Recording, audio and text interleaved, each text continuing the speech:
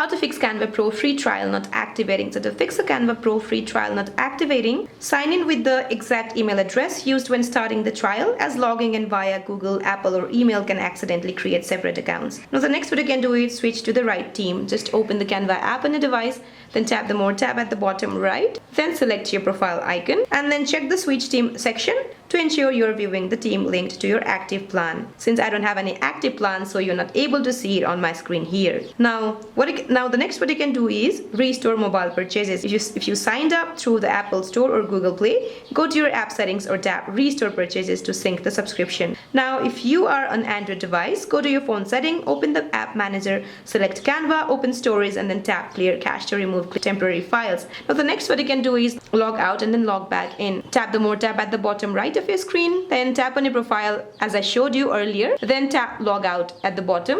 Once you're logged out, immediately sign back in to force a refresh of your account permissions. So that's it for this video guys. I hope this video is helpful. Please don't forget to like and subscribe. See you in my next one.